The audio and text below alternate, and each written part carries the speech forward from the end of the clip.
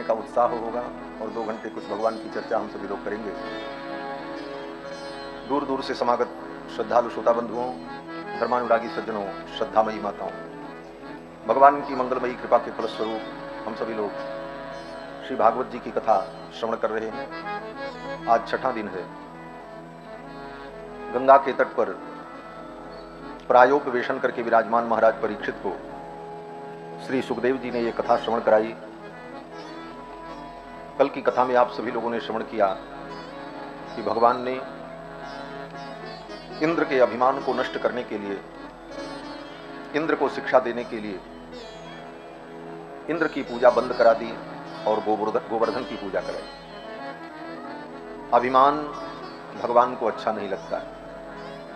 आपके अंदर सारे दुर्गुण हों, भगवान कहते हैं तुम आओ मैं तुम्हें स्वीकार कर लूंगा, दुर्गुणों के सहित मैं तुम्हें स्वीकार कर लूंगा और मैं स्वयं तुम्हारे दुर्गुणों को दूर करके तुमको सुधार लूंगा। लेकिन अगर अभिमान है तुम्हारे अंदर तो फिर भगवान स्वीकार नहीं करेंगे। भगवान को अभिमान अच्छा नहीं लगता। गोस्वामी तुलसीदास जी महाराज कहते हैं, जिस पाप का वास्ता देकर भगवान ने बाली को मारा, जब बाली को भगवान ने मारा तो बाली ने पूछा कि आपने हमको क्यों मारा? भगवान ने कहा तुमने गलती की, अपराध किया। बाली ने कहा महाराज मैं अपने राज्य में अपराध करूं तो आपको दंड देने का क्या अधिकार है? आपके राज्य में तो मैंने कोई अपराध नहीं किया। किसी दूसरे देश में कोई अपराध करे तो दूसरे देश का राजा उसको दंड कैसे दे सकता है? बाली ने कहा मैंने अपने राज्य में पाप किया या गलत किया जो किया, आपको यह अधिकार कहां से है कि आप हमको दंड दें? तो भगवान ने कहा देखो, भले ये तुम्हारा राज्य है लेकिन संपूर्ण पृथ्वी इक्ष्वाकु वंश के राजाओं की, ये संपूर्ण पृथ्वी अयोध्या के राजाओं की। अयोध्या को ये गौरव प्राप्त है कि अयोध्या के राजा संपूर्ण धरती पर शासन करते हैं। ये विश्व की राजधानी अयोध्या है। भगवान श्री राम कहते हैं इक्ष्वाकु नाम, तो कम करो, ये बाहर का माइक बंद करो जो फालतू चला रहे। यहां श्रोता लोग ठीक से सुने वो करो। श्री सीतारामचंद्र भगवान की जय। भगवान श्री राम ने कहा इक्ष्वाकु नाम इयम भूमि सशैल वन कानना, पर्वत पहाड़ जंगल समुद्र नदी के सहित संपूर्ण धरती इक्ष्वाकु वंश की। और इक्ष्वाकु वंश के राजा इस समय श्री भरत जी हैं और मैं उनके शासन का अनुपालन कराने के लिए भ्रमण कर रहा हूं और धरती पर कहीं भी कोई अधर्म करे तो उसे दंड देने का अधिकार मुझे। बाली ने कहा हमने कौन सा अपराध किया? तो भगवान ने कहा छोटे भाई की पत्नी को जो अपना पत्नी बना ले, अनुज बधू भगिनी सुत नारी, सुन सठ सम कन्या ये चारी, इन्हीं कुदृष्ट बिलियो कहीं जोई, ताहि बधे कछु पाप न हो। ऐसे व्यक्ति को मारने में कोई पाप नहीं है, इसलिए मैंने तुमको मारा, क्योंकि तुमने अपनी भाई की पत्नी को अपनी पत्नी बना ली। लेकिन यही काम अगर देखा जाए तो बाद में सुग्रीव ने किया और यही काम विभीषण ने भी किया। रावण के मर जाने के बाद रावण की पत्नी मंदोदरी विभीषण की पत्नी बनी। बाली के मर जाने के बाद बाली की पत्नी जो तारा थी वो सुग्रीव की पत्नी बनी। गोस्वामी तुलसीदास जी कहते हैं जे ही अघ बधेउ व्याध जिमि बाली, जिस पाप के कारण व्याध के समान भगवान ने बाली को मार दिया, सोई सुकंठ पुन कीन्ह कुचाली, वही कुचाल सुकंठ माने सुग्रीव ने किया। सोई करतूत विभीषण केरी, वही करतूत विभीषण ने भी किया। लेकिन सपने हो सोन राम ही है, स्वप्न में भी राम जी ने उसको अपराध न माना, उधर देखा ही नहीं। तो फिर रावण को और बाली को भगवान ने मारा क्यों? बोले रावण और बाली के अंदर अभिमान था। असकही चला महाअभिमानी, मूढ़ तोय अतिशय अभिमाना, नारी सिखावन करे से न कान। अभिमान के कारण ही रावण को और बाली को भगवान ने मारा। अभिमान भगवान को अच्छा नहीं लगता। रही बात दोष की, तो जीव में तो दोष है, अनंत अनंत जन्मों से पाप पुण्य के संस्कार हैं, इसलिए कुछ न कुछ कमी तो रहेगी ही। भगवान कहते हैं तुम्हारी सब कमियों को मैं स्वीकार कर लूंगा, लेकिन अभिमान अगर रहेगा तो मैं तुम्हें स्वीकार नहीं करूंगा। अभिमान भगवान को अच्छा नहीं लगता, और यही एक ऐसी बीमारी है जो छूटती नहीं।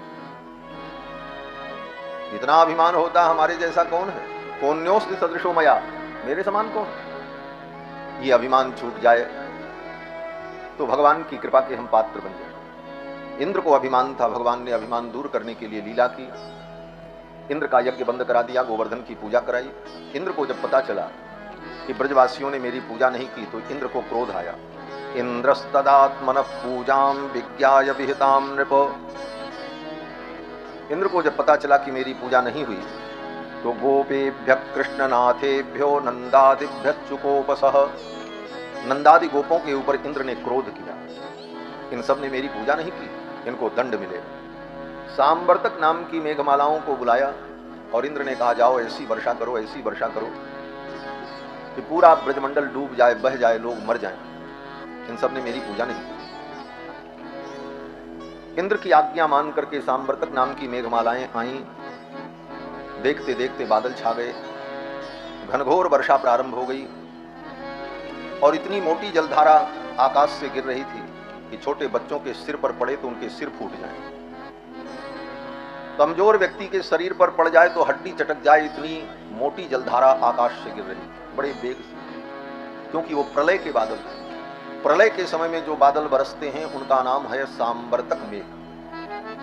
अब वो बरसते कैसे हैं, बोले वो ऐसा बरसते हैं, आज भी कभी कभी ऐसे बादल बरसते हैं जिसको बादल फटना कहा जाता है, गांव के गांव बह जाते हैं। सांवर्तक नाम की मेघमालाएं आईं। देखते देखते अंधकार छा गया और वर्षा प्रारंभ हुई। अब तो सिरः सुताश्चकायेन, बच्चों के सिर को अपने पेट में छिपाकर अपनी पीठ पर जलधारा सहन करते हुए गोप ग्वाल बाल इधर उधर भागने लगे, बचने का कोई स्थान नहीं। सभी गोप ग्वाल बाल दौड़े दौड़े भगवान के पास आए। वेपमाना भगवत पादमूलम उपाययुः, कांपते हुए अपने बच्चों को गोद में छिपाए हुए गोप ग्वाल बाल गोपियां भगवान नंद नंदन ब्रजेंद्र नंदन श्री कृष्णचंद्र के चरणों में आईं और सबने निवेदन किया कि हे भगवान कृष्ण कृष्ण महाभाग त्वन्नाथम गोकुलम प्रभो, हे कृष्ण तुम ही इस गोकुल के नाथ हो। आज कृष्ण के कोप और इंद्र के कोप से हमें बचा लो। त्रातुमर्हसि देवान्न कुपितात् भक्तवत्सल, हे भक्तवत्सल, हे करुणा सिंधु, आज इंद्र के कोप से हमें बचा लो। ये कहकर उन ब्रजवासियों ने भगवान की शरणागति की। ब्रजवासियों ने भगवान से प्रार्थना की, हे गिरिराज धरण, हम तो आपकी शरण में हैं, आप हमारी रक्षा करो। गिरिराज धरण में तो तेरी शरण, गिरिराज धरण में तो तेरी शरण, गिरिराज धरण में तो तेरी शरण, गिरिराज धरण में तो तेरी शरण, गिरिराज धरण में तो तेरी शरण, गिरिराज धरण में तो तेरी शरण, गिरिराज धरण में तो तेरी शरण, गिरिराज धरण में तो तेरी शरण।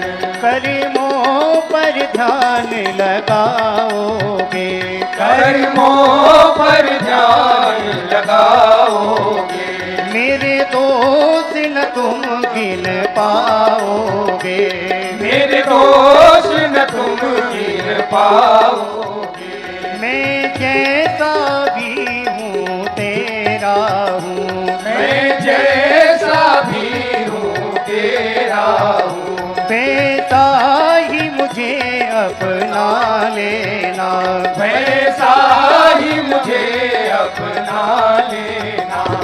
गिरिराज धरण में तो तेरी शरण, गिरिराज धरण में तो तेरी शरण, ओ गिरिराज धरण में तो तेरी शरण, गिरिराज धरण में तो तेरी शरण। माया ने जब से घेरा है, माया ने जब से घेरा है, बस चारों ओर अंधेरा है, बस चारों ओर अंधेरा है।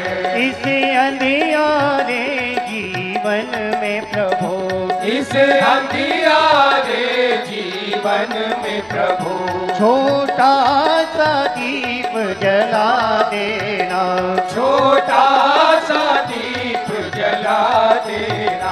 गिरिराज धरण में तो तेरी शरण, गिरिराज धरण में तो तेरी शरण, गिरिराज धरण में तो तेरी शरण, गिरिराज धरण में तो तेरी शरण। पापी हूँ और व्यभिचारी हूँ, पापी हूँ और व्यभिचारी हूँ, पर अब मैं शरण तिहारी हूँ, पर अब मैं शरण तिहारी हूँ। तेरे चरणों का मैं सेवक हूँ, तेरे चरणों का मैं सेवक हूँ। मेरी बिगड़ी नाथ बना देना, मेरी बिगड़ी नाथ बना देना। ओ गिरिराज धरण में तो तेरी शरण, गिरिराज धरण में तो तेरी शरण, ओ गिरिराज धरण में तो तेरी शरण,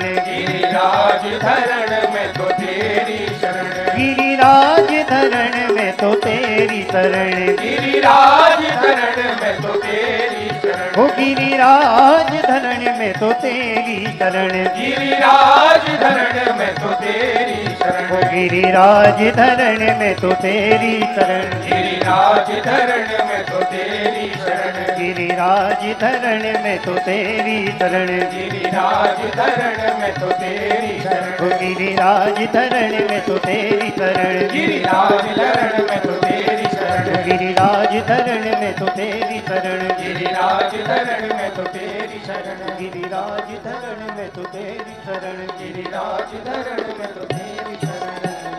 गुरु श्री गिरिराज महाराज की जय, श्री गोवर्धन धरण भगवान की जय, जय जय श्री राधे श्याम। सभी गोपवाल वालों ने भगवान के चरणों में प्रार्थना की। भगवान ने कहा चिंता मत करो, तस्मान मत शरणम गोष्ठम मन्नाथम मत परिग्रहम। ये गोकुल मेरा है, आप सब मेरे हो, क्योंकि आप सब ने मुझे अपना रक्षक माना है। इसलिए मेरा भी कर्तव्य है कि मैं अपने आत्मयोग के द्वारा आप सबकी रक्षा करूं। भगवान अपने भक्तों की रक्षा करते हैं तो किसी साधन से नहीं।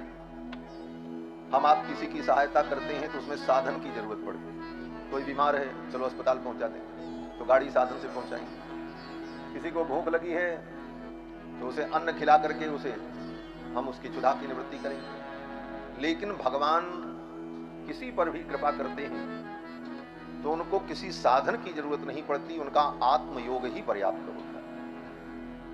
भगवान ने कहा अपने आत्मयोग के द्वारा गोपाये स्वात्म योगेन योयम में व्रत आहित। आज अपने आत्मयोग के द्वारा, आत्मयोग का मतलब है भगवान के संकल्प मात्र से, भगवान सोच लें बस सब कुछ हो जाएगा, किसी चीज की जरूरत नहीं पड़ेगी, और भगवान जैसा सोचेंगे वैसा सब हो जाएगा। यही भगवान का आत्मयोग है। जब पृथु भगवान ने धरती पर क्रोध किया कि वसुधे त्वाम वधिष्यामि, हे धरती मैं तुम्हारा वध कर दूंगा, तो धरती ने, पृथ्वी ने कहा महाराज हमको मार दोगे, मैं जान रही हूं आप कुछ भी कर सकते हो, लेकिन आप मुझे मार दोगे तो ये आपकी प्रजा रहेगी कहां, पहले ये बताओ। जिस प्रजा के प्रेम में आप मुझे मारने को तैयार, तो ये प्रजा कहां रहेगी। तो भगवान ने कहा अपने आत्मयोग के द्वारा अपनी प्रजा को मैं धारण कर लूंगा, लेकिन मैं तुम्हें दंड दूंगा। आत्मयोग के द्वारा मैं प्रजा को धारण करूं। तो आत्मयोग का यही मतलब है भगवान का कि उनकी संकल्प शक्ति। मनुष्य के संकल्प में विकल्प होता है और जिसके संकल्प में विकल्प न हो वो सत्य संकल्प होता है और वो सत्य संकल्प भगवान है। भगवान ने कहा चिंता मत करो, इस पर्वत को ही मैं छत्र के समान उठा लेता हूं, इसके नीचे सब लोग आ जाओ। भगवान ने सोचा चलो आज त्रेता युग का एक हिसाब तो पूरा कर दें। बोले क्या हिसाब? बोले त्रेता युग में मेरी रक्षा के लिए मेरे भक्त ने पर्वत उठाया था। लक्ष्मण जी को जब शक्ति लग गई तो भगवान रोने लगे, बोले अब तो हम भी नहीं रहेंगे, अगर लक्ष्मण को कुछ हो गया तो हमारा भी जीवन समाप्त हो जाएगा। तो उस समय भगवान के जीवन को और लक्ष्मण जी के जीवन को बचाने के लिए भगवान के भक्त हनुमान ने पर्वत उठाया। तो भगवान ने सोचा त्रेता युग में मेरे भक्त ने मेरे लिए पर्वत उठाया तो इसका हिसाब तो तब पूरा होगा जब इस युग में मैं अपने भक्तों के लिए पर्वत को उठाऊं। और भगवान ने गोवर्धन पर्वत को अपनी कनिष्ठ उंगली के ऊपर धारण कर लिया। जड़ से उखाड़ कर उस पर्वत को भगवान ने अपने बाएं हाथ की कनिष्ठ उंगली पर धारण कर लिया। अब इस कथा को सुनकर तार्किक व्यक्ति कहेगा ये कैसे संभव है, इतने बड़े पर्वत को एक उंगली पे कौन उठा लेगा? अरे बोले भैया ये भगवान की कथा है, किसी अरे गहरे नत्थु खैरे की कथा नहीं। भगवान का मतलब होता है ऐश्वर्यस्य समग्रस्य धर्मस्य ससस्त्रियः ज्ञान वैराग्ययोश्चैव षण्णाम भग इति ऋणाम उत्पत्ति प्रलयम चैव भूतानाम अगतिम गतिम वेत्ति विद्याम अविद्याम च सवाच्यो भगवान इति। भगवान की परिभाषा पहले जानो, भगवान कहते किसको? भगवान माने क्या? कोई भी भगवान हो सकता है? कदापि नहीं हो सकता। भगवान का मतलब जिसके अंदर सब कुछ करने का सामर्थ्य हो और संकल्प मात्र से। भगवान ने तो लीला में आनंद के लिए अपनी कनिष्ठिका उंगली पर पर्वत को उठाया। भगवान तो चाहते खाली ऐसे इशारा कर देते तो पर्वत हवा में लटक जाता। भगवान के सामर्थ्य पर कोई प्रश्न नहीं किया जा सकता, वो सर्व समर्थ है। वो ऐसे इशारा करते और सोचते कि पर्वत ऐसे उड़े तो पर्वत उड़ करके ऐसे खड़ा होता और बिना आधार के आकाश में टंगा रहता। बोले महाराज ऐसे कैसे होगा, एक पर्वत बिना आधार के आकाश में टंगा रहेगा? बोले भगवान के संकल्प से इतनी बड़ी पृथ्वी भी आकाश में टंगी हुई है, कौन इसका आधार है? सूर्य टंगा हुआ है, चंद्रमा टंगा हुआ है, बड़े बड़े ग्रह नक्षत्र इसी आकाश में अपनी अपनी कक्षाओं में टंगे हुए हैं। वो संकल्प किसका है? बोले अखिल कोटि ब्रह्मांड नायक सर्वेश्वर परमात्मा का संकल्प है। उस संकल्प पर सत्य का, उस परमात्मा के लिए असंभव क्या? लेकिन ये तो लीला है। आनंद के लिए भगवान ने पर्वत को धारण कर लिया। पर्वत को उखाड़ा जब तो नीचे बहुत बड़ा गड्ढा बन गया, बेसमेंट तैयार हो गया। भगवान ने कहा सब इसी में आ जाओ। सब गौपाल वालों ने अपने गाय बछड़ों को उसी गड्ढे में उतार दिया और 7 कोस लंबे चौड़े गोवर्धन पर्वत को भगवान ने कनिष्ठिका उंगली पर धारण कर लिया।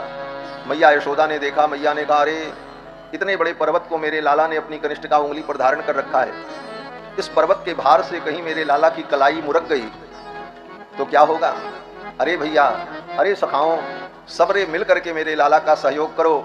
मैया ने जब इस प्रकार कहा तो सब गोपाल बाल ने अपने लाठी डंडे उस पर्वत में टिका दिए। नख पर गिरवर लीनो धार कलैया मेरो बारो। नख पर गिरवर लीनो धार कन्हैया मेरो बारो। नख पर गिरवर लीनो धार कलैया मेरो बारो। नख पर गिरवर लीनो धार कन्हैया मेरो बारो।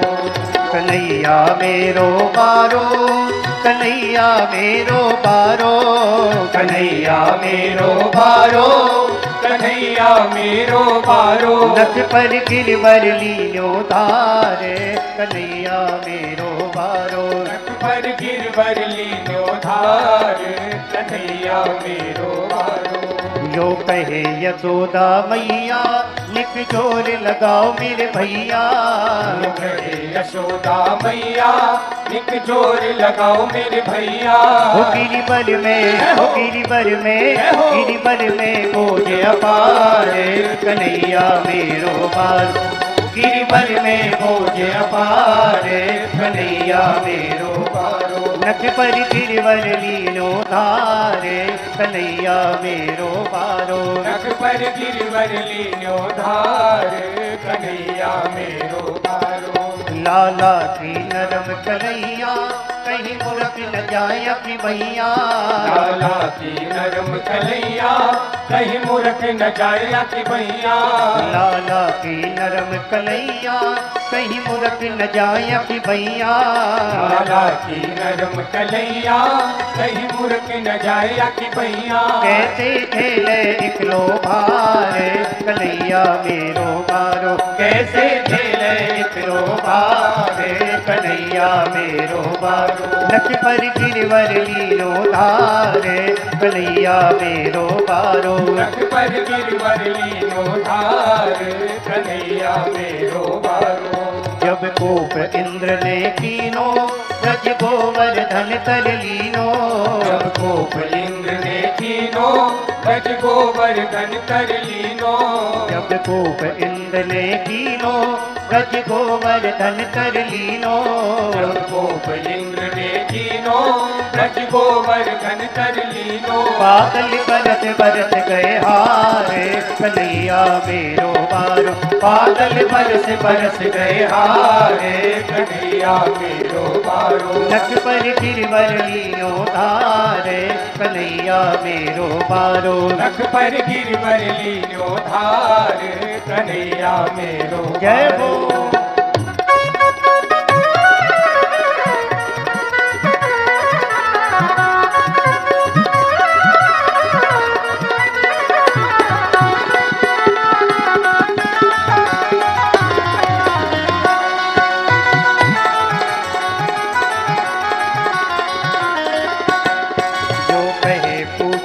बारो लठिया को दियो सहारो। जो कहे पूछरी बारो लठिया को दियो सहारो।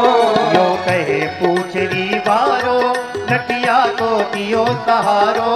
जो कहे पूछरी बारो लठिया को दियो सहारो। हे मन भजले कृष्ण मुरारे कन्हैया मेरो बारो। हे मन भजले कृष्ण मुरारे कन्हैया मेरो बारो। लख पर गिरवर लीनो धारे कन्हैया मेरो बारो। लख पर गिरवर लीनो धार कन्हैया मेरो बारो। हाँ कन्हैया मेरो बारो। ओ कन्हैया मेरो बारो। हाँ कन्हैया मेरो बारो। ओ कन्हैया मेरो बारो।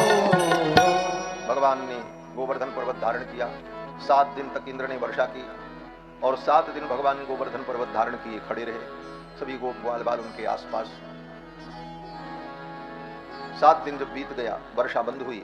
इंद्र ने सोचा चलो अब देख करके आए, अब तो सब डूब गए होंगे, मर गए होंगे। ऐरावत पर बैठकर आकाश मार्ग से आए। जैसे बाढ़ आ जाने पर नेता लोग हवाई सर्वेक्षण करते हैं, उसी प्रकार हवाई सर्वेक्षण करने के लिए आए।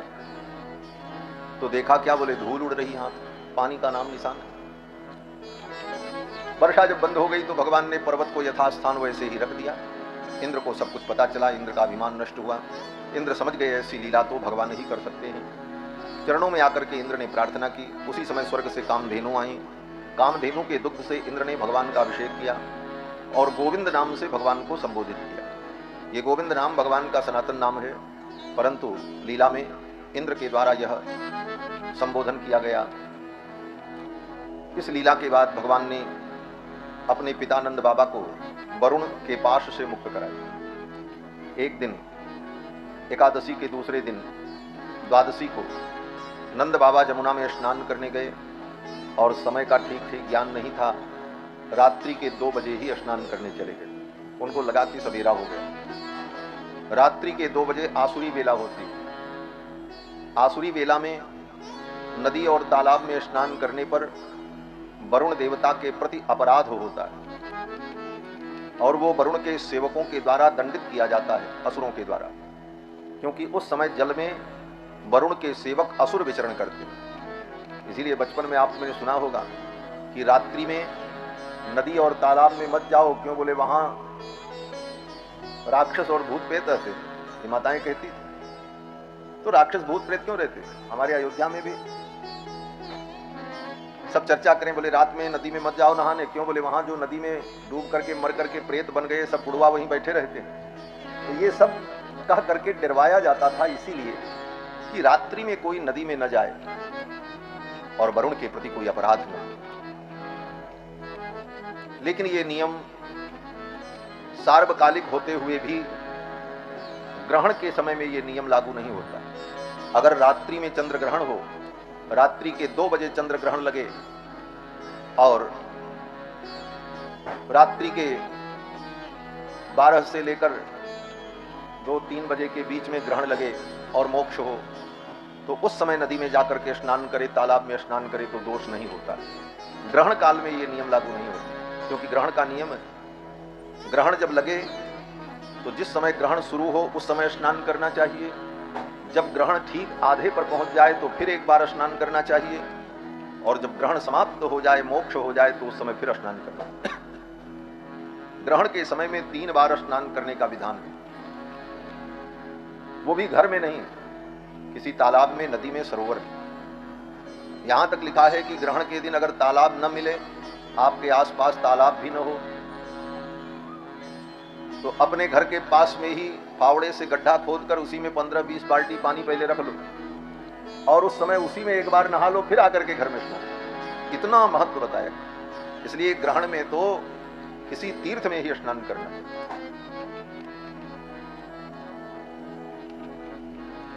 नंद बाबा द्वादशी के दिन रात्रि में ही जमुना में स्नान करने चले गए 2 बजे। वरुण के सेवकों ने पकड़ लिया और उनको वरुण लोक लेकर चले गए। वरुण लोक जब लेकर के चले गए, नंद बाबा लौट के नहीं आए, हल्ला मचा, बाबा डूब गए, बह गए, क्या हुआ? भगवान श्याम सुंदर सब जान गए। भगवान ने कहा चिंता मत करो, मैं बाबा को लेकर के आता हूं। भगवान सीधे वरुण लोक पहुंचे। मृत्यु लोक का कोई प्राणी किसी दूसरे लोक में चला जाए सशरीर, ये संभव नहीं। ये सामर्थ्य तो केवल भगवान में। भगवान सीधे वरुण लोक पहुंचे। वरुण देवता ने भगवान को आते देखा, अपने सिंहासन से उठकर प्रणाम किया और वरुण देवता सब कुछ समझ गए। वरुण देवता ने भगवान से कहा, प्रभु क्षमा कर दो। नमस्तुभ्यं भगवते ब्रह्मणे परमात्मने। हे भगवान, मैं आपको प्रणाम करता हूं, आप मुझे क्षमा कर दो। ये मेरे सेवक बड़े मूर्ख हैं, इन्होंने बहुत बड़ा अपराध कर दिया। आपके पिता को पकड़ करके ले आए। अजानता माम केनो मूढ़े ना कार्य वेदिना आनी तो यम तब पिता तद भवान छंतु मरहति। हे भगवान, आप हमें क्षमा करें, इन मेरे सेवकों ने बहुत बड़ी मूर्खता कर दी, इनको ऐसा नहीं करना चाहिए था। ये सब कह करके वरुण देवता ने भगवान से क्षमा मांगी। और नियम भी है, सेवक के अपराध करने पर स्वामी ही दंड का अधिकारी होता है। भृत्यापराधे सर्वत्र स्वामिनो दंड मिश्यते, क्योंकि सेवक के द्वारा किया गया अपराध स्वामी का अपराध माना जाता है। स्वामी की अगर सह न होती, स्वामी का प्रश्रय न होता, ये अपराध कैसे करता? इसीलिए शास्त्र कहता है सेवक के अपराध करने पर उसके स्वामी को दंडित किया जाना चाहिए। भृत्यापराधे सर्वत्र स्वामिनो दंड मिश्यते। फिर तो वरुण देवता ने नंद बाबा को मुक्त कर दिया। नंद बाबा को लेकर के भगवान आए। इन सब कथाओं के बाद 5 अध्याय में सुखदेव जी ने राजा परीक्षित को भगवान की रासलीला का वर्णन करके सुनाया। भगवान की रासलीला जो है ये काम विजय लीला है। इंद्र के अभिमान को भगवान ने नष्ट कर दिया, वरुण देवता के अभिमान को नष्ट किया। अब कामदेव के अभिमान को नष्ट करने के लिए भगवान रासलीला करते हैं। ये रासलीला काम विजय लीला है, लेकिन अज्ञानी प्राणी इसे काम लीला समझ लेते हैं और कहते हैं कृष्ण ने भी तो ऐसा किया। भगवान श्री कृष्ण ने जो लीला की है उसके रहस्य को जाना। भगवान श्री कृष्ण ने जो रास लीला की, सुखदेव जैसे परमहंस उसका वर्णन करते हैं। सुखदेव जैसे परमहंस जो काम क्रोध लोभ मोह से परे हैं, ऐसे परमहंस सुखदेव काम लीला का क्यों वर्णन करेंगे? अगर वो काम लीला है तो सुखदेव और वेदव्यास जैसे महापुरुष उसका गान करेंगे। सुखदेव जी कहते हैं, हे राजन, भगवान पिता रात्रि ही शरदोत्फुल्ल मल्लिकाः वीक्षरन्तुम मनश्चक्रे योगमायामुपाश्रितः। शरद पूर्णिमा की रात्रि में, आश्विन मास जिसको कुआर कहते हैं, कुआर की पूर्णिमा को, शरद पूर्णिमा को भगवान ने अपनी योग माया को आदेश दिया कि इस लीला के लिए संपूर्ण तैयारी प्रस्तुत करो। भगवान की योग माया ने सब कुछ तैयार कर दिया। वीक्षरंतुम मनश्चक्रे योग माया मुपाश्रित। फिर तो वातावरण बड़ा ही मधुर हो गया। जमुना की धारा कलकल निनाद करने लगी। जमुना के पुलिन पर जो बालुका थी वो रजत के समान चमकती हुई। चंद्रमा अपनी किरणों से पृथ्वी को आह्लादित करने लगे। सुंदर सुगंधित वायु प्रवाहित होने लगी। मल्लिका के पुष्प खिल गए। सुखदेव जी कहते हैं शरदोत्फुल्ल मल्लिका, मल्लिका के पुष्प खिल गए, वातावरण मधुमय हो गया। उस समय भगवान श्याम सुंदर ने अपने अधर पर बंशी रखी और बंशी बजा करके गोपियों को बुलाया। निशम्य गीतम तदनंग वर्धनम ब्रज स्त्रिय कृष्ण गृहीत मानसा आजक्मुरन्योन्यमलक्षितोद्यमाः सयत्र कांतो जवलोल कुंडला।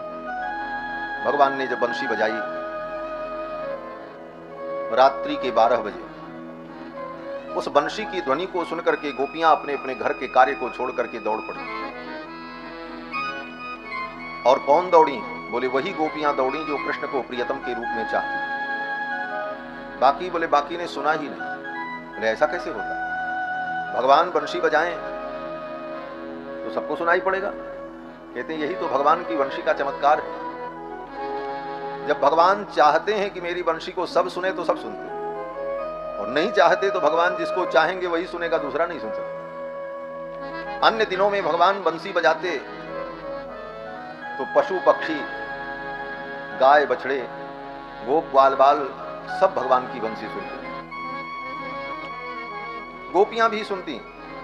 और तो और जड़ पर्वत पहाड़ पत्थर लकड़ी ये सब बंशी का निनाद सुन लेते।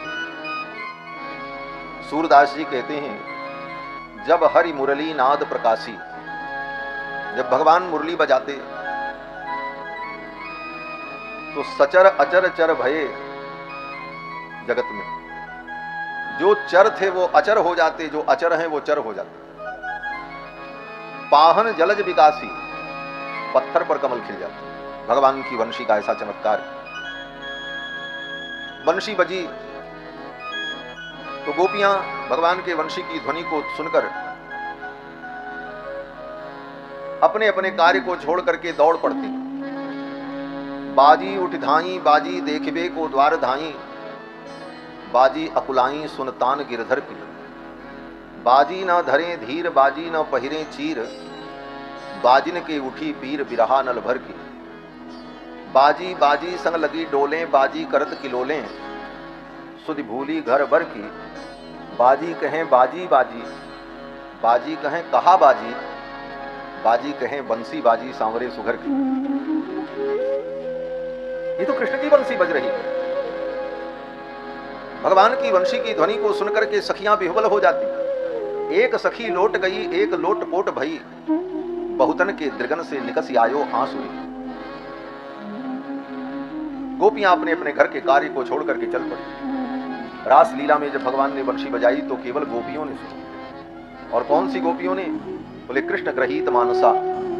सुखदेव जी कहते हैं जिनके मन को चित्त को गोविंद ने ग्रहण कर लिया था उन्हीं गोपियों ने सुना, और किसी ने नहीं सुना। और जो जैसे थी वैसे चल पड़ी। कोई गोपी अपने बच्चे को दूध पिला रही थी, बंशी की ध्वनि सुनाई पड़ी, बच्चे को बिस्तर पर फेंका, चल पड़ी। बच्चे का भी पेट नहीं भरा था, फेंक दिया बिस्तर पर, दौड़ पड़ी।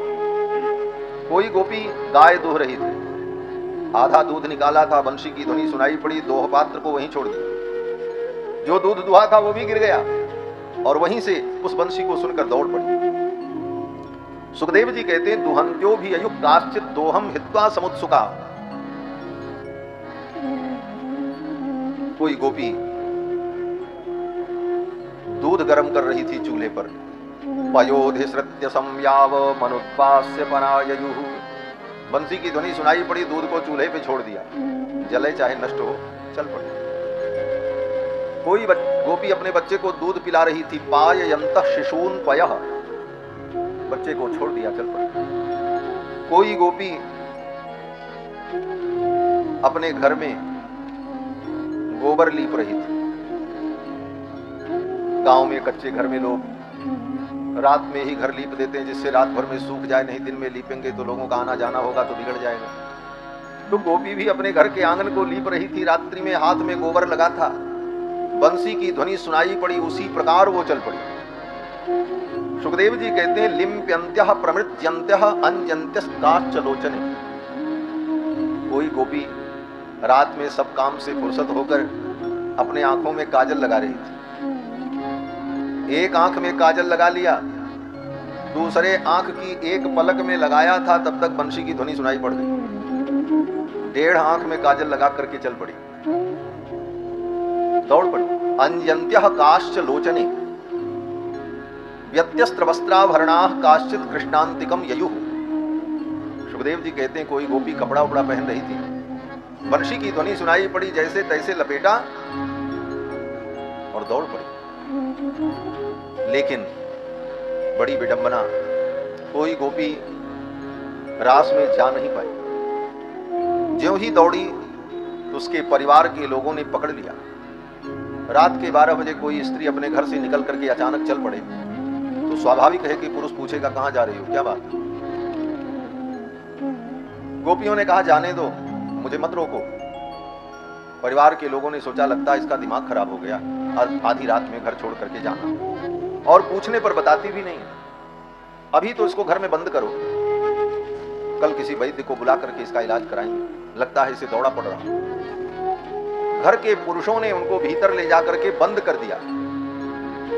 सुखदेव जी कहते हैं कि ताबार्यमाणा पतिभिः पितृभिः भ्रातृबंधुभिः, उन गोपियों को उनके पिता भाई बंधु जो पुरुष थे उन लोगों ने जाने ही नहीं दिया।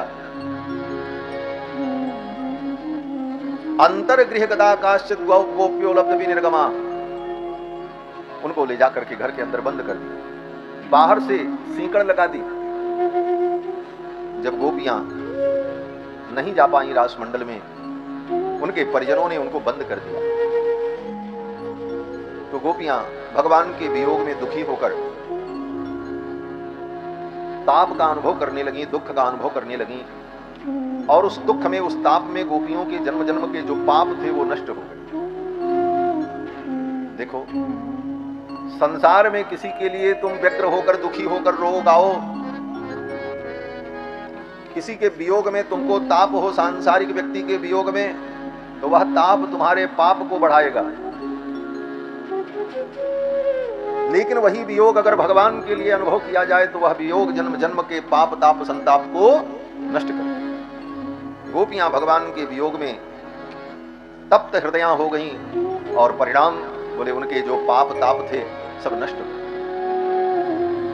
फिर गोपियों ने भगवान का ध्यान किया। ध्यान में जब भगवान का दर्शन किया तो गोपियों को इतना आनंद आया कि गोपियों के जन्म जन्मांतर के जो पुण्य थे वे पुण्य भी समाप्त हो गए। क्यों बोले पुण्य को भी समाप्त करना जरूरी है। वेदांत जब पढ़ेंगे और वेदांत सुनेंगे तब समझ में आएगी ये सब बात। पाप जितना बंधन का कारण है, पुण्य भी उतना ही बंधन का कारण। अंतर इतना है कि पाप लोहे की जंजीर है और पुण्य सोने की जंजीर है। सोने के पिंजड़े में तोते को बंद कर दो तब भी बंधन है, और लोहे के पिंजड़े में बंद करो तब भी बंधन है। इसीलिए वेद ने कहा पुण्य पापे विधूय। पुण्य पाप जब दोनों समाप्त होते हैं तब कर्म बंधन समाप्त होता है। पुण्य रहेगा तो स्वर्ग जाओगे, स्वर्ग में सुख भोगने के बाद पुण्य नष्ट होगा तो फिर पृथ्वी पर फेंक दिए जाओगे। स्वर्ग में जाने वाले को फिर लौट के इसी धरती पे आना पड़ता है। गीता में भगवान ने कहा तेतम भुक्त्वा स्वर्गलोकम विशालम क्षीणे पुण्ये मर्त्यलोकम विशन्ति। पुण्य नष्ट हो जाने पर स्वर्गलोक से वो फेंक दिया जाता है। स्वर्ग क्या है? बोले आज के हिसाब से समझो तो 7 स्टार होटल है, सब प्रकार की सुविधा मिलेगी। लेकिन कब तक? बोले जब तक बिल का भुगतान करते रहे। बिल का भुगतान करते रहिए, पेमेंट करते रहिए तो 7 स्टार होटल के सारे आनंद लो, और जब पेमेंट बंद, जेब खाली, बोले तब उस होटल का जो नौकर है वो भी तुम्हारा सम्मान नहीं करेगा। वो कहेगा प्लीज अब आप यहां से चले जाइए, गेट आउट, जाओ। उसी प्रकार स्वर्ग में व्यक्ति को तब तक सुख मिलता है जब तक उसकी पुण्य की पूंजी होती है, और पुण्य की पूंजी एक दिन खत्म होती है। संसार में जो चीज संग्रह किया जाता है वह नष्ट भी होता है। ये सिद्धांत है, दार्शनिक सिद्धांत है, फिलॉसफी का सिद्धांत है। चाहे जितना तुम रुपया बटोर लो, एक दिन वो नष्ट हो जाए। क्यों बोले? जो चीज संग्रह की जाती है वो बिखर जाती है, जो उत्पन्न होता है वो नष्ट होता है, जो बनता है वो बिगड़ता है। ये नियम दोनों एक दूसरे के सापेक्ष हैं। इसी को सापेक्षता का सिद्धांत कहा जाता है विज्ञान में। जो वस्तु बनी है वो टूटेगी, बिगड़ेगी। तो पुण्य भी एक दिन नष्ट हो जाता है। जब खर्चा करते रहोगे तो पुण्य खत्म हो जाएगा। क्षीणे पुण्य मर्त्य लोकम विशंति, फिर स्वर्ग से निकाल दिए जाए। यही स्थिति पाप की है। पाप भोगने के लिए व्यक्ति नरक में जाता है, और नरक में पाप भोगने पर जब पाप समाप्त हो जाते हैं उसके, तो फिर नरक से वो धरती पर फेंक दिया जाता है। फिर यहाँ आकर के वो पाप पुण्य करता है, फिर उन पाप पुण्यों का फल भोगने के लिए स्वर्ग नरक जाता है, फिर वो पाप पुण्य खत्म होते हैं, फिर इस धरती पे फेंका जाता है। यही अनादिकाल से जीव के साथ चल रहा है। पुनरपि जननम पुनरपि मरणम पुनरपि जननी जठरे शयनम, बार बार जन्म लेना, बार बार मरना, और पाप पुण्य के इसी बंधन में हम भटक। वेदांत कहता है पाप करो मत। आज तक जो पाप किया उसे भगवान क्षमा करने को तैयार हैं।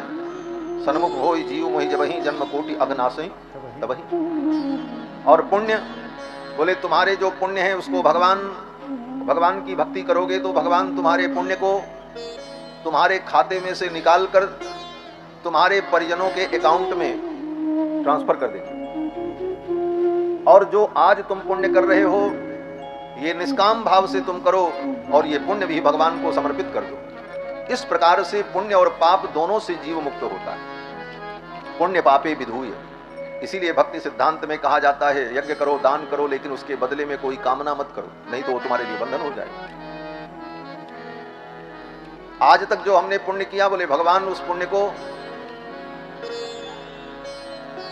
तुम्हारे परिजनों में बांट देंगे, वह पुण्य बंधन का कारण नहीं बनेगा।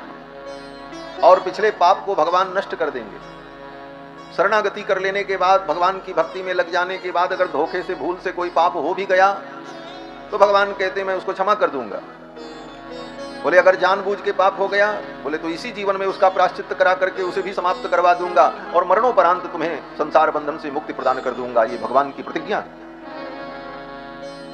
बात तो हम थोड़े में कह रहे हैं, लेकिन इन सब बातों का प्रमाण कौशिक की संहिता, कौशिक की उपनिषद, श्वेताश्वतर उपनिषद, श्रीमद् भागवत, श्रीमद् वाल्मीकि रामायण, श्रीमद् भगवद गीता, इन सब ग्रंथों में कहाँ कहाँ किस प्रसंग में कैसे कैसे कहा गया है और उनकी संगति क्या है।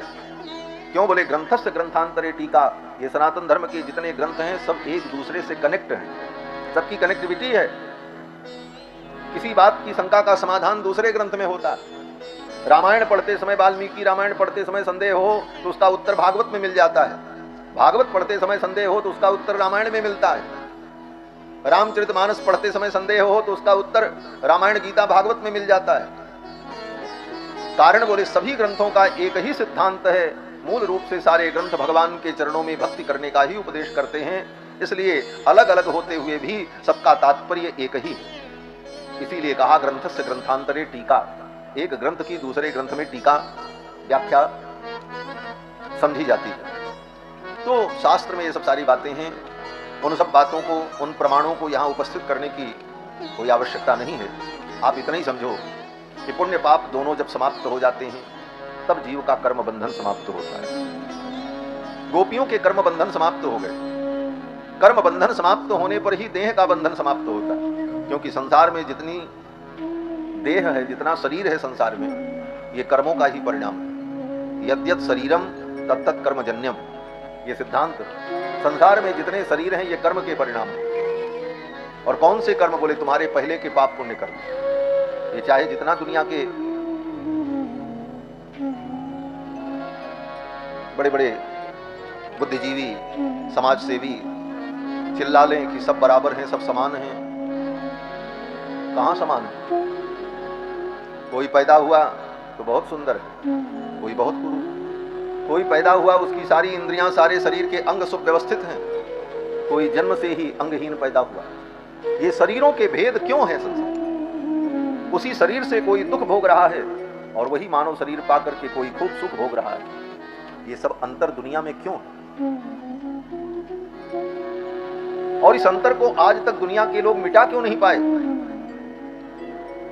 बहुत कोशिश किया, बड़े बड़े आए कि सब एक बराबर हो जाएं। मार्क्स जैसे व्यक्ति ने कहा पूंजीवाद को समाप्त कर दो, सब एक समान हो जाएं। क्या कर पाए? बड़े बड़े लोग आए, सबको बराबर कर दो, नहीं कर पाओ। ये सृष्टि ही विषम है, गुण दोषमय, और अपने अपने कर्मों के अनुसार उसे सुख दुख, साधन संसाधन, शरीर और वातावरण सब कुछ परमात्मा ने दिया है। इस कारण से संसार में ये विषमता अनादिकाल से है और अनादिकाल तक, अनंत काल तक रहेगी। इसे कोई समाप्त नहीं कर सकता। क्यों? बोले इसका मूल कारण कर्म है। कर्मणा जायते जंतु कर्मणैव विलीयते। सुखम दुखम भयम क्षेमम, आगे क्या है? कर्मणैवाभिपद्यते। कर्म से ही सुख दुख सब कुछ प्राप्त हो। इसीलिए गोस्वामी जी ने इन्हीं बातों को एक चौपाई में कहा, काहु न को सुख दुख कर दाता, निज कृत कर्म भोग सब भ्राता। अपने अपने कर्मों का ही भोग है सब। तो ये कर्म समाप्त हो तो भोग समाप्त हो, बंधन समाप्त हो। क्षीणे पुण्य पुण्य पापे विधूय निरंजन परमम साम्य मुपैति। गीता में भी भगवान ने इस बात को कहा, अर्जुन से कहा, अर्जुन तुम जान लो, शुभाशुभ फलैरेवं मोक्ष से कर्म बंधन है। ये शुभ अशुभ, पाप और पुण्य, ये दोनों कर्म बंधन के कारण है। गीता को इसीलिए ज्ञान का ग्रंथ कहा जाता है कि बड़ी बड़ी गुत्थियों को गीता में भगवान ने स्पष्ट किया है, सुलझाया, अर्जुन को बताया। गोपियों का कर्म बंधन समाप्त हो गया, पाप पुण्य उनके समाप्त हो गए। कर्म बंधन समाप्त होते ही देह बंधन समाप्त हो गया। देह बंधन समाप्त होने का मतलब उन गोपियों का देह उनके घर में रखा रह गया, क्योंकि परिवार के लोगों ने उनको बंद कर दिया। बिस्तर पर जाकर के पड़ गईं और रो रही थी कृष्ण के वियोग। इस कृष्ण विरह में उन गोपियों का कर्म बंधन जब समाप्त हुआ तो उनका देह उनके घर में रखा रह गया और गोपियां आत्म रूप से रास मंडल में पहुंच गई। शरीर का कोई बंधन नहीं। शरीर बंधन से मुक्त होकर गोपियां रास मंडल में पहुंच गईं। उनका शरीर उनके घर में ही रखा रहा। जब आत्म रूप से गोपियां रास मंडल में पहुंची तो भगवान ने उनका स्वागत किया। स्वागतम वो महाभागा प्रियम किम करवाणि वह। हे गोपियों, तुम्हारा स्वागत है, मैं तुम्हारे लिए क्या प्रिय कार्य करूं। फिर तो गोपियों ने भगवान से अपने मनोभाव का निवेदन किया। फिर भगवान ने उनके मनोरथ को पूर्ण करने के लिए रास लीला की और गोपियों को दिव्य शरीर की प्राप्ति हुई। दिव्य शरीर जो कर्म बंधन से रहित है। जैसे भगवान का शरीर चिन्मय है। भगवान जब लीला करते हैं कृष्ण रूप में, राम रूप में, तो शरीर तो उनका हमारे आप जैसा ही दिखता है, हाथ पैर नाक कान सिर बाल पैर उंगलियां। लेकिन उनका शरीर विग्रह क्या है? बोले चिन्मय है, प्रकाशमय, विकारमय नहीं है, वो पांच भौतिक नहीं है। दूसरे शब्दों में कहा जाए तो दिव्य है। इसीलिए भगवान का सब कुछ दिव्य होता है। दिव्य माल्याम्बरधरः दिव्य गंधानुलेपनः। भगवान के मस्तक पर जो चंदन है वो भी दिव्य है, उनकी जो माला है वो भी दिव्य है, उनका श्री मंगल विग्रह भी दिव्य है। इसीलिए भगवान ने अर्जुन से कहा, अर्जुन मेरा जन्म भी दिव्य है, मेरा कर्म भी दिव्य है, जन्म कर्म च मे दिव्यम, सब कुछ दिव्य है। तो उस दिव्य के चरणों में पहुंचकर गोपियां भी दिव्य हो गईं। वो भौतिक नहीं रही, सांसारिक नहीं रही, उनका शरीर सांसारिक नहीं रहा। जैसे दिव्य के सन्निकट जाने पर दिव्यता प्राप्त हो जाती। अग्नि में धधकती हुई आग जल रही हो, उसमें लकड़ी डाल दो तो लकड़ी भी क्या हो जाएगा? बोले आग बन जाएगा। कपड़ा डाल दो, बोले वो भी आग बन जाएगा। कोई भी वस्तु डाल दो, लोहा डाल दो, बोले लोहा भी लाल होकर के अग्नि बन जाएगा। अग्नि सबको अपने समान बना लेता है। उसी प्रकार भगवान को प्राप्त करके वो गोपियां भी दिव्य हो गई। और उन दिव्य गोपियों के साथ परमात्मा जो दिव्यात्मा है, उनकी जो लीला है, ये रास लीला, यह भी दिव्य लीला है। बड़ी अद्भुत लीला हुई। भगवान ने उन गोपियों के साथ नृत्य किया। हास विलास विलसती, और उसी लीला में गोपियों को भगवान ने अपने वियोग का अनुभव कराया। वियोग का अनुभव इसलिए कराया, थोड़ा गोपियों में मान आया तो उनके मान को दूर करने के लिए भगवान रास मंडल से अंतर्धान हो गए, रासलीला से भगवान गायब हो गए, अंतर्धान हो गए। ये वियोग का अनुभव भगवान ने इसलिए कराया कि वियोग होने पर प्रेम और उच्च दशा को प्राप्त कर लेता है। प्रेम की महिमा को वही जानता है जो वियोग का अनुभव करता है। इसीलिए साहित्य के विद्वानों ने कहा, संगम विरह विकल्पे परमिह विरहो न संगमस्तस्या। अगर किसी प्रेमी से पूछा जाए तुम अपने प्रियतम का मिलन चाहते हो कि वियोग चाहते हो, प्रेम की दो ही दशा होती है, संजोग और वियोग, तीसरी कोई दशा नहीं होती। तो अगर ब्रह्मा पूछें कि बताओ तुम अपने प्रियतम का वियोग चाहते हो कि संजोग चाहते हो, तो जो प्रेम तत्व को ठीक ठीक जानता है वो कहेगा महाराज हम तो अपने प्रियतम का वियोग चाहिए। संगम विरह विकल्पे, संजोग और वियोग के विकल्प में किस विकल्प को चुना जाए? तो कहते हैं बरमिह विरहो, विरह ही श्रेष्ठ विकल्प। क्यों? बोले संजोग में सुख तो होता है, लेकिन संयोग में वियोग का भय बना रहता है कि अब वियोग हो जाए। भावी वियोग का अनुभव करके संयोग में भी उसे सुख की अनुभूति नहीं होती, लेकिन वियोग में, बोले वियोग में अपने प्रिय का ध्यान और चिंतन होता रहता है और एक आशा बनी रहती है कि अब मिलन होगा, अब मिलन होगा। वह आशा ही उसे जीवित बनाए रखती है, उसी आशा के कारण वो जीवित रहता है। नहीं तो शास्त्र ने कहा कि महाराज सच्चा प्रेमी तो वो है, कहते हैं कईतव रहित प्रेम न भवति मानुषे लोके। प्रेम क्या है इसे भी जानने के लिए शास्त्रों के आश्रय में जाना पड़ता है। आज अरे गहरे न दुख है रे, जिसको प्रेम की परिभाषा नहीं मालूम वो भी कहता हम बड़े प्रेमी हैं, हमने उनसे प्रेम किया है, उस प्रेम में हम जान दे देंगे। अरे मर जाओ तुम जाकर के, डूब जाओ नदी में, क्या प्रेम है तुमने जाना ही नहीं। अपनी वासना को ही प्रेम का चोला उड़ा देते है, तो वासना, और उस वासना को प्रेम की चादर उड़ा करके महिमा मंडित करते। ये तो प्रेम है, लव है, इश्क है। बंधुओं, प्रेम भगवान का स्वरूप है।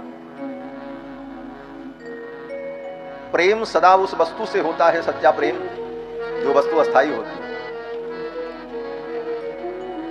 इसीलिए हर प्रेमी के मन में यही होता है, जिस वस्तु से हम प्रेम करें वो वस्तु कभी मुझसे अलग न हो।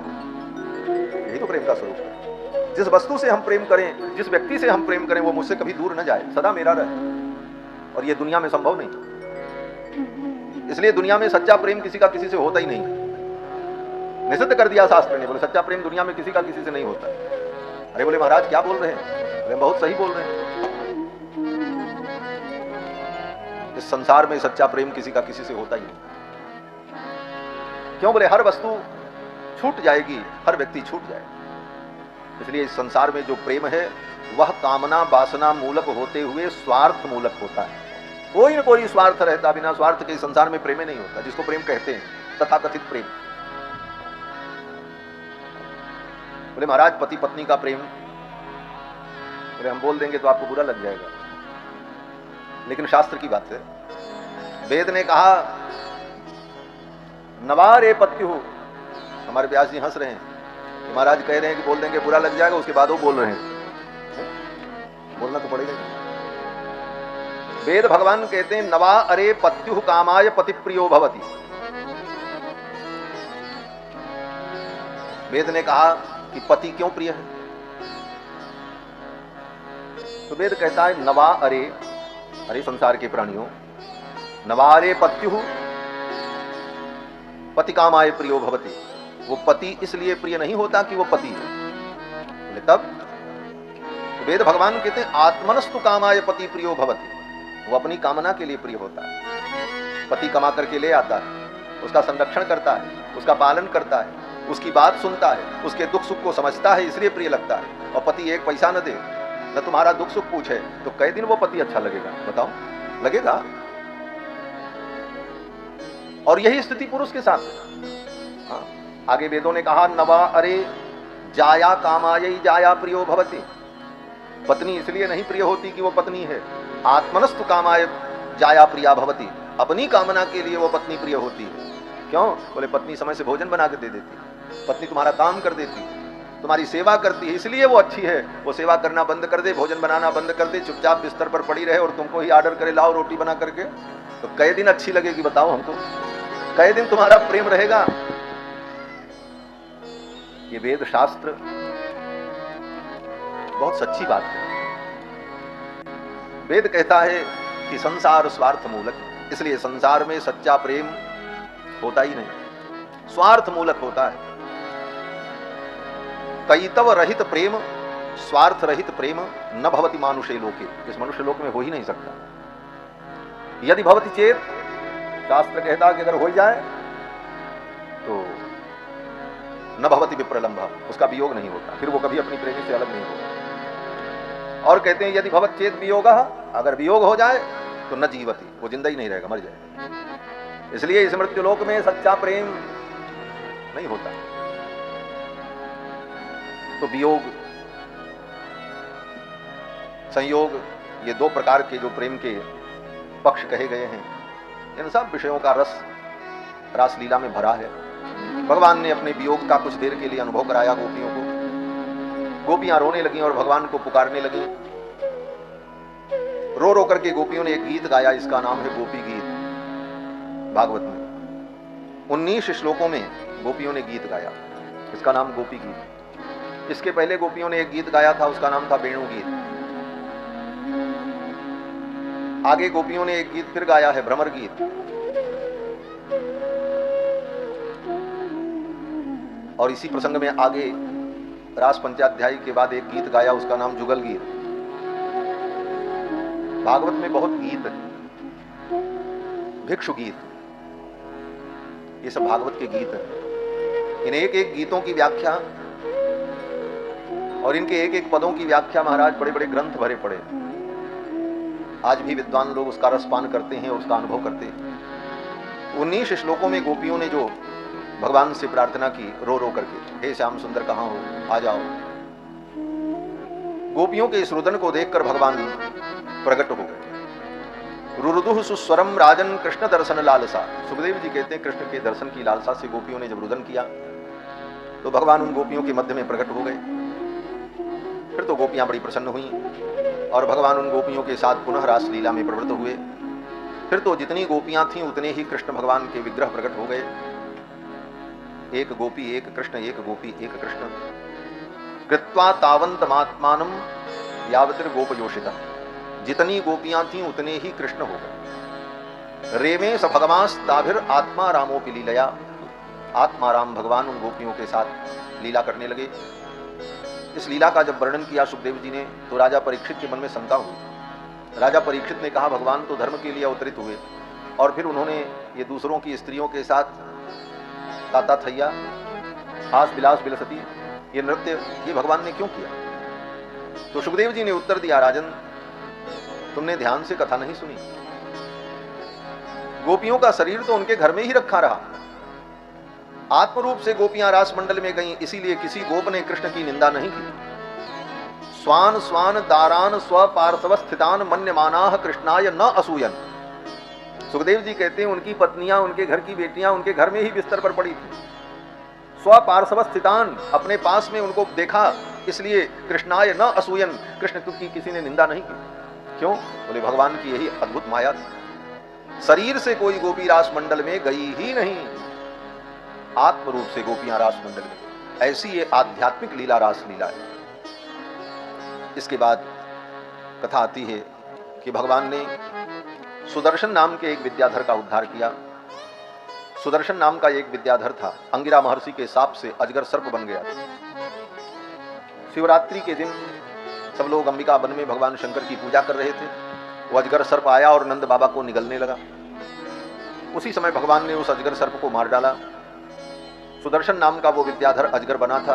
अंगिरा महर्षि के शाप के कारण भगवान के द्वारा उसकी मृत्यु हुई और उसे मुक्ति की प्राप्ति हो। इसके बाद वर्णन है, नारद जी ने जाकर के कंस को बता दिया कि आज तक तुम अपने शत्रु का पता नहीं लगा पाए, और जिसको जिसको तुमने पता लगाने के लिए भेजा सब लापता हो गए, कोई लौट के नहीं आया। पूतना आई, अघासुर आया, बकासुर आया, धेनुकासुर आया, तृणावर्त, केसी, प्रलंबासुर, साहब को भगवान ने निपटा दिया। कंस जिसको जिसको भेजता सबको भगवान वैकुंठ भेज देते। कल प्रसंग आया ही था। नारद जी ने कहा जिसको जिसको तुमने भेजा कोई लौट करके नहीं आया, और आज तक तुम पता नहीं लगा पाए तुम्हारा शत्रु कौन है। कंस ने कहा कौन है मेरा शत्रु? नारद जी ने कहा नंद बाबा के घर में जो बालक कृष्ण है वही तुम्हारा शत्रु। अरे बोले वो तो नंद की संतान है। नारद जी ने कहा वो वसुदेव की 8वीं संतान है।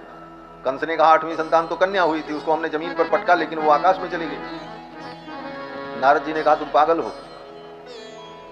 रातों रात वसुदेव जी ने अपने 8वीं संतान को अपने मित्र नंद बाबा के घर पहुंचा दिया था और उनकी कन्या लेकर के चले आए।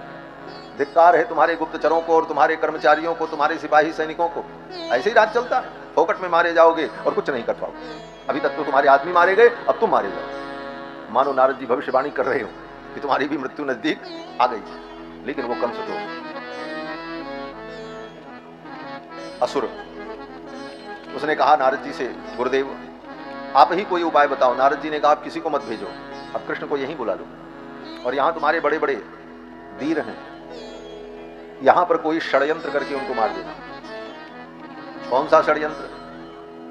बोले कुछ भी कर लेना। कंस ने योजना बनाई, एक यज्ञ कराया जाए, उस यज्ञ में सबको निमंत्रण दें और नंद बाबा को भी निमंत्रण दें कि वो अपने बेटे को और अपने परिजनों को लेकर यज्ञ का दर्शन करने के लिए मथुरा आए। जब यज्ञ भी षड्यंत्र के तहत हो तो ऐसे यज्ञ में भी अनर्थ ही होता है। धार्मिक आयोजन और धार्मिक विधियां आत्म कल्याण के लिए होती हैं, किसी को दुख देने के लिए, अपने अहंकार का पोषण करने के लिए, किसी दूसरे का अपमान करने के लिए अगर होती हैं तो वो धार्मिक गतिविधियां, वो धार्मिक कर्मानुष्ठान विनष्ट हो जाता है। कंस ने यज्ञ तो किया, लेकिन उसके यज्ञ का उद्देश्य था शत्रुओं को मारना, अपने विरोधी को मारना। निमंत्रण दिया, नंद बाबा अपने परिजनों को लेकर के आए, कृष्ण बलराम भी साथ में आए। कंस ने योजना बनाई थी यहां एक मेला लगवाएंगे, उस मेले में अखाड़ा बनेगा, दर्शक दीर्घा बनेगी, मैं भी बैठूंगा दर्शक दीर्घा में, और फिर उसमें बीच में अखाड़ा होगा, उस अखाड़े में पहलवान लोग जोर आजमाइश करेंगे, और उसी में कृष्ण बलराम को भी बुलाया जाएगा, तुम भी आओ अपनी कला दिखाओ, क्योंकि बहुत सारे पहलवान आते हैं तो सबको कुश्ती लड़ने का मौका दिया जाता है। आपके कुसमाह गांव में भी कुश्ती होती है अष्टभुजा मंदिर पर, इस बार हम आए थे देखने के लिए। सब तैयार बैठे रहते हैं, हमको मौका मिले हम भी अपनी कला दिखावें। तो अखाड़ा बनवाया कंस ने, बोले इसी में सब लड़ेंगे और देखने वाले लोगों को आनंद आएगा, और उसी में बहाने से कृष्ण बलराम को भी बुलाया जाएगा, आओ तुम भी अपनी कला दिखाओ, और इधर से हमारे तरफ से कोई मजबूत पहलवान भिड़ा दिया जाएगा और वो कृष्ण बलराम को खेल खेल में मार देगा। ये योजना कंस ने बनाई। नंद बाबा कृष्ण बलराम को लेकर के, अपने परिजनों को लेकर के आए, विश्राम घाट पे विश्राम किया। सायंकाल भगवान नगर भ्रमण के लिए निकले। नगर भ्रमण के लिए भगवान जब निकले, नंद बाबा से कहा बाबा आपकी अनुमति हो तो थोड़ा हम शहर घुमाएं। नंद बाबा ने कहा देखो शांति से जाना, शांति से आ जाना। पहली बार नगर में आए थे तो सब नगर देखने की इच्छा, बड़े बड़े प्रासाद, बड़ी बड़ी अट्टालिकाएं। कृष्ण बलराम अपने सखाओं के साथ नगर भ्रमण करने के लिए जब निकले, मथुरा की गली में घूम रहे थे, उधर से कंस का धोबी आ रहा था, कंस के कपड़े धुलता, बड़ा लंबा चौड़ा था महाराज, बड़ी बड़ी मूछें उसकी, लाल लाल आंखें, भयंकर काला, सिर में पगड़ी बांधे हुए, गिद्ध का पंख लगाए हुए उसमें, और लोहे के और अनेक प्रकार के काले नीले रंग के मोतियों की माला को पहने हुए, बड़ा भयानक जमराज के दूत जैसा दिख रहा था, आ रहा। पीछे पीछे सेवक कंस के कपड़े लिए हुए थे और वो आगे आगे चल रहा था। कृष्ण बलराम सामने पहुंच गए, उसने कहा हटो सामने से। बड़ा घमंडी था वो, क्यों? बोले राजा का धोबी। वो कहते महाराज राजा से ज्यादा राजा के आदमियों को ही घमंड हो जाता कि हम ही राजा। वो कहते हैं कि महाराज उसको बड़ा घमंड था कि मैं कंस का धोबी हूं। भगवान सामने पहुंचे और बाता कही हो गई। भगवान ने कहा देखो तुम कंस के अगर धोबी हो, महाराज के, मथुरा नरेश के तुम रजक हो तो मैं भी उन्हीं का हूं। तो क्या संबंध है तुम्हारा? भगवान ने कहा मैं उनका भांजा हूं, वो मेरे मामा जी। भगवान ने सोचा अब तो दुनिया जानेगी ही, तो बताने में क्या लगा, और सही में सगा मामा था भगवान। भगवान ने कहा मेरे मामा जी हैं, मैं उनका भांजा हूं। धोबी को विश्वास नहीं हुआ। धोबी ने कहा जाओ जाओ, ऐसे कितने लोग महाराज को अपना रिश्तेदार नातेदार बताते रहते। भगवान ने कहा मेरी बात मानो, वो मेरे मामा जी हैं, और एक काम करो, ये कपड़े लाओ मुझे दे दो, कपड़े बड़े अच्छे हैं। धोबी ने कहा तुम्हारे जैसे गांव के गंवार लोग, जाहिल लोग, जंगली लोग ऐसे कपड़े पहनते हैं? देखा है कभी ऐसे कपड़े? इतना सुनना था कि भगवान को क्रोध आ गया। भगवान तो चाह ही रहे थे कोई बहाना बन जाए तो मैं इसको मारूं। ये कृष्ण है, ये राम जी नहीं। राम जी हमारे बड़े सीधे साधे, कोई कुछ भी कह लेता है तो सुन लेते हैं, उसका प्रतिकार नहीं करते। उच्चमानोपि परुषम, वाल्मीकि रामायण की पंक्ति, उच्चमानोपि परुषम नोत्तरम प्रतिपद्यते।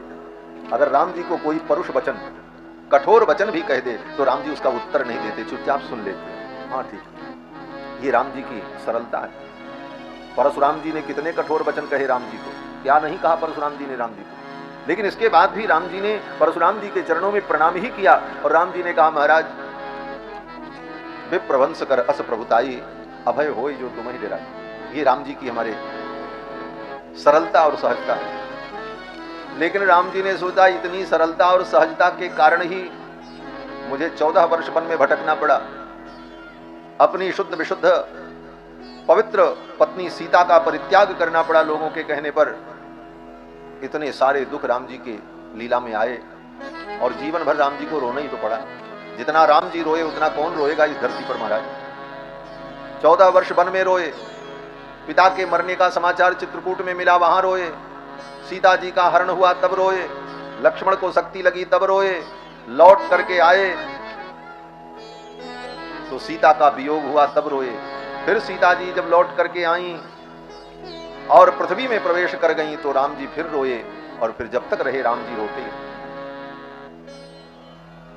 सबके सामने नहीं रोते थे राम जी, एकांत में रोते। इसीलिए काव्यकारों ने कहा रामस्य करुणो रस, करुण रस तो राम जी के जीवन में।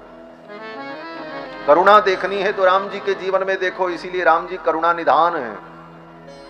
भक्त लोग गाते हैं ना, करुणा निधान रउआ जगत के दाता है। करुणा निधान रउआ जगत के दाता है, करुणा निधान रउआ जगत के दाता है। श्री भगवान रउआ जगत के दाता है, श्री भगवान रउआ जगत के दाता है। मति के फेर देनी, मति के फेर देनी, विपति के फेर देनी, विपति के फेर देनी। श्री भगवान रउआ जगत के दाता है, श्री भगवान रउआ जगत के दाता है।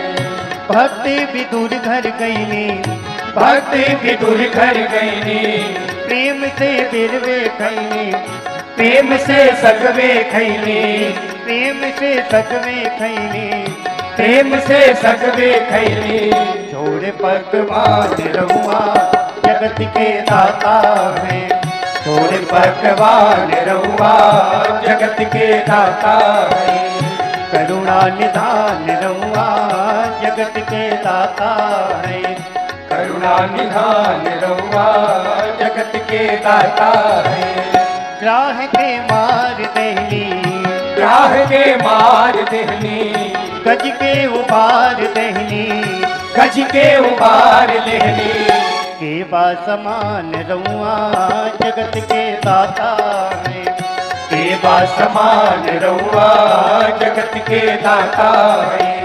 करुणा निधान रउआ जगत के दाता है, करुणा निधान रउआ जगत के दाता है।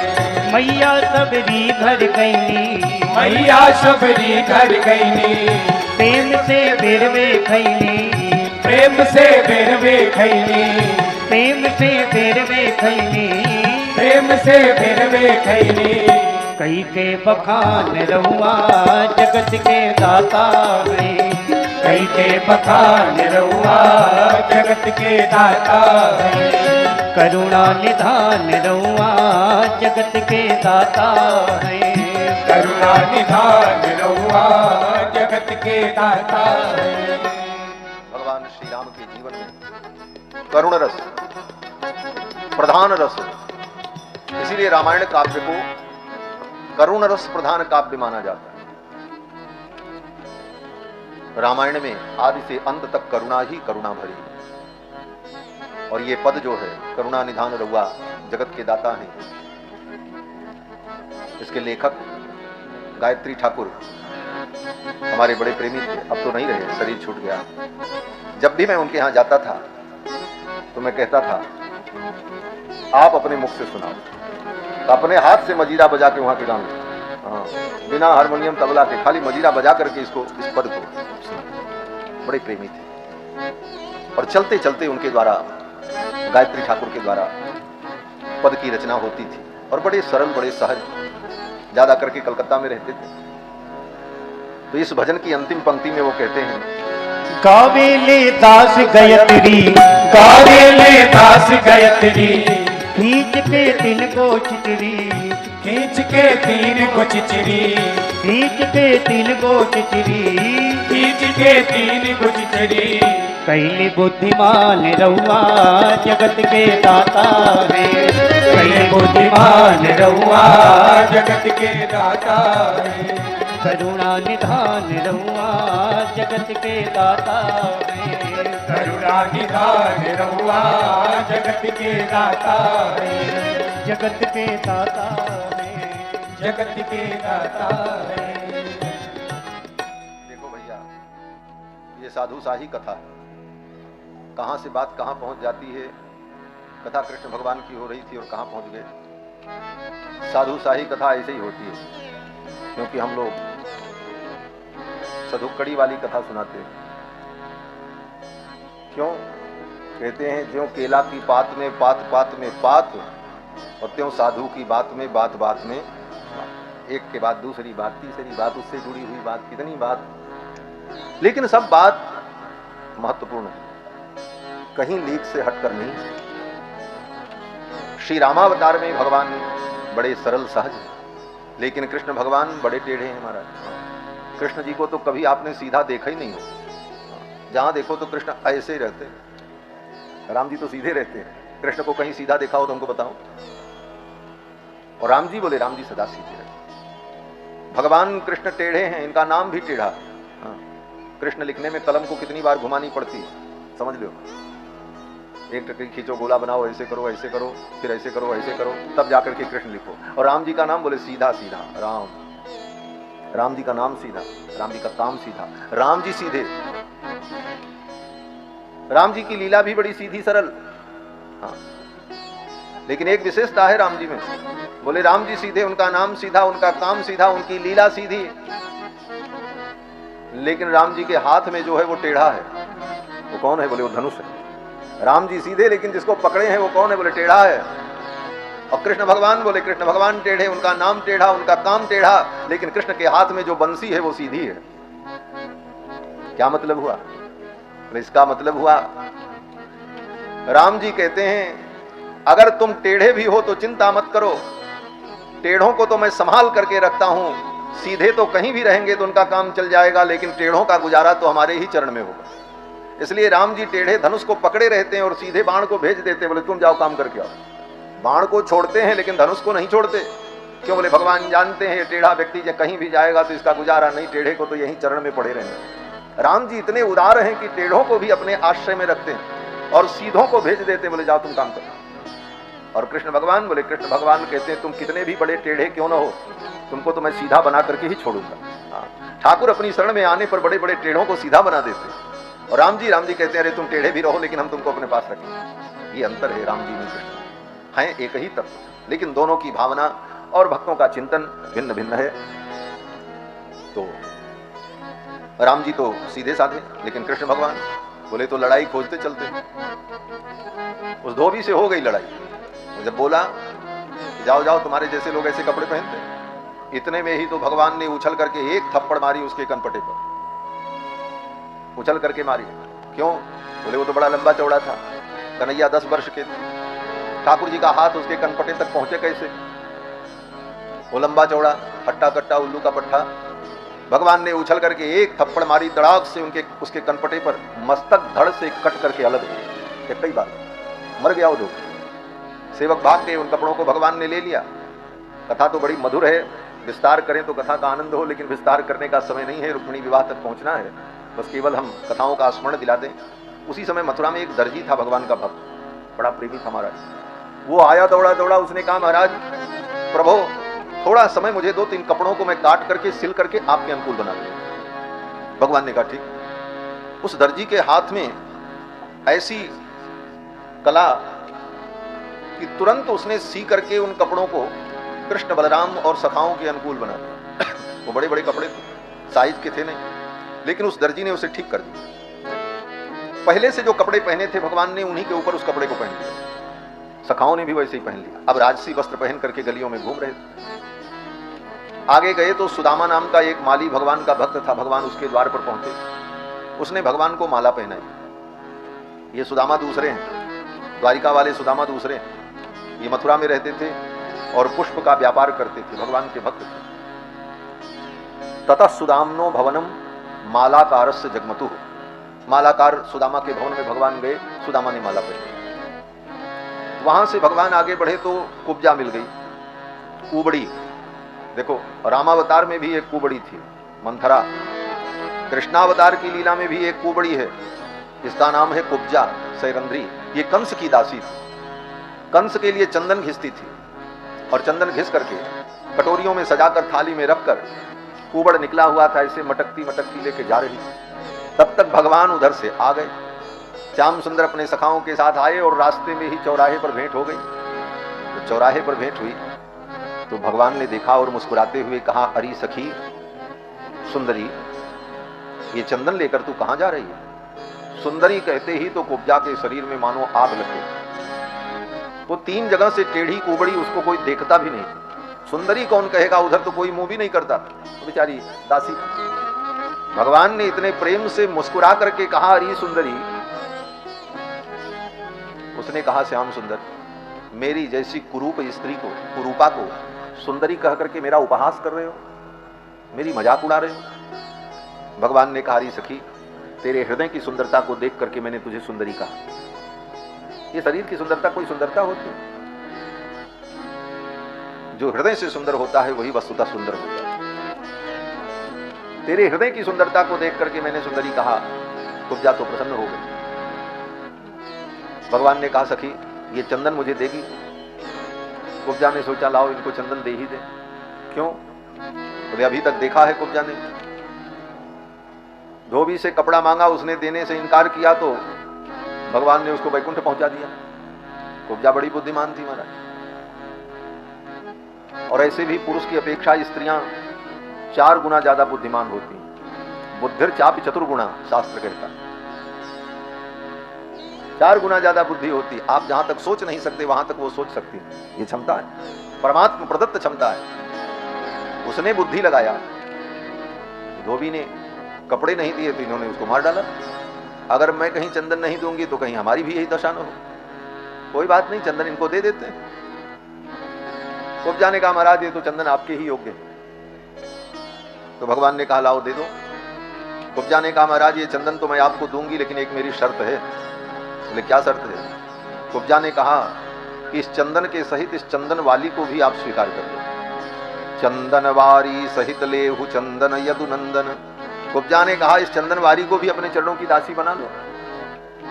भगवान श्याम सुंदर ने कहा, ठीक है, कोई आपत्ति नहीं। ये कृष्णावतार है, इस अवतार में चाहे लंगड़ी आवे, चाहे लूली आवे, चाहे कुबड़ी आवे, सबको स्वीकार करते हैं कन्हैया। यहां तक कि भालू की बेटी भी स्वीकार कर लेते।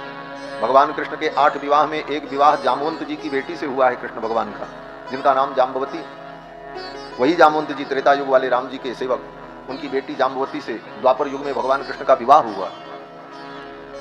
तो भगवान ने कहा, ठीक है। कुब्जा ने भगवान को चंदन दिया। फिर तो भगवान ने सोचा इसको सुंदरी बना दें। भगवान ने कुब्जा के दोनों पैर पर अपने दोनों पैर के पंजों को रखा उसके कुबड़ पर एक हाथ लगाया, 2 उंगली ठुड्डी पर लगाई, खट का झटका दिया, 3 जगह से टेढ़ी कुब्जा परम सुंदरी बन गई। उसका टेढ़ापन दूर हो गया।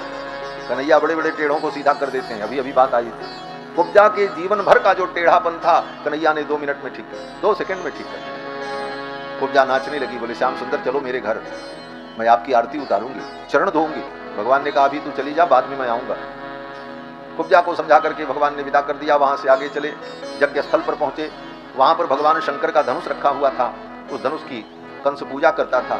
धनुष के टुकड़े टुकड़े को वहीं रख दिया और लौट करके आ गए। नंदा इस हाथी को हटाओ। महावत ने कहा नहीं हटेगा। भगवान ने कहा कि इस हाथी के सहित मैं तुमको जमपुरी पहुंचा दूंगा। महावत ने हाथी को इशारा किया, हाथी दौड़ा। भगवान ने उस हाथी की सूंड को पकड़ करके उठा पटक दिया, हाथी को पटक दिया सूंड पकड़ कर, और फिर उसके दोनों दांत भगवान ने उखाड़ लिए और वही दांत उसके पेट में धंसा दिया। टूटा हुआ दांत, एक दांत बलराम जी को दे दिया, एक स्वयं ले लिया भगवान, और कंधे पर रखकर गजदंत को भगवान कृष्ण और बलराम जब कंस के दरबार में प्रवेश करते हैं तो कंस को तो अपनी मृत्यु दिखाई पड़ने लगी। कंस थर-थर कांपने लगा। कंस ने कहा आओ वीरों, तुम्हारे जैसे वीर मेरे राज्य में है, ये मेरे लिए गौरव का विषय है, आओ। और आज बड़े बड़े पहलवान यहाँ हैं, उनके साथ तुम्हारा